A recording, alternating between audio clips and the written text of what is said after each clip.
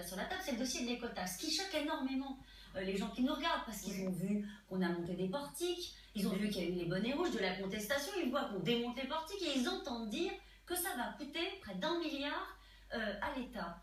Une affaire comme celle-ci, comment est-ce qu'on peut arriver? Vous étiez favorable à l'écotaxe, en tout cas à une forme de taxation. Moi j'ai retrouvé une éco-redevance en 2007 dans votre programme. Oui, enfin bon, on va pas revenir là-dessus. On va pas revenir là-dessus. Lors d'un entretien avec à condition qu'elle serve à quelque chose, qu'elle soit comprise, qu'elle soit acceptée et qu'elle ne coûte pas plus cher qu'elle ne rapporte. Le problème, ce qui était le cas d'EcoMove. Comment on en sort maintenant? Comment on en sort? On va en sortir. Alors j'entends toutes les critiques, etc.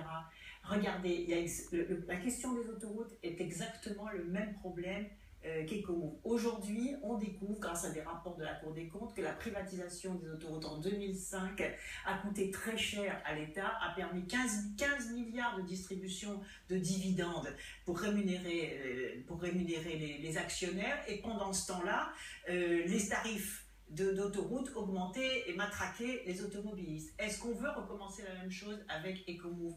Depuis 2005, personne n'a eu le courage de remettre en cause ce système autoroutier et nous allons le faire. Eh bien, EcoMove, j'ai eu en effet le courage avec le gouvernement d'arrêter le dispositif qui aurait, écoutez-moi bien, qui aurait coûté à l'État, c'est-à-dire aux Français, 2 milliards d'euros, c'est dans le contrat, 2 milliards d'euros, même si le dispositif ne fonctionnait pas et ne rapportait rien. Et moi, je considère que l'État ne doit pas être mis en situation de faiblesse par rapport à des entreprises privées qui exerceraient une prérogative de puissance publique en détournant 40% du rendement de la taxe. Et moi, j'ai le courage de regarder ça.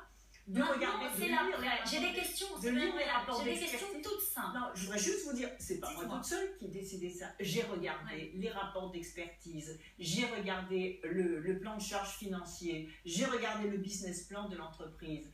Et j'ai dit au gouvernement, il y a quelque chose qui ne va pas. L'État et donc les Français sont en train de se faire avoir dans un dispositif exorbitant, puisque... Et vous avez suspendu. Et j'ai suspendu.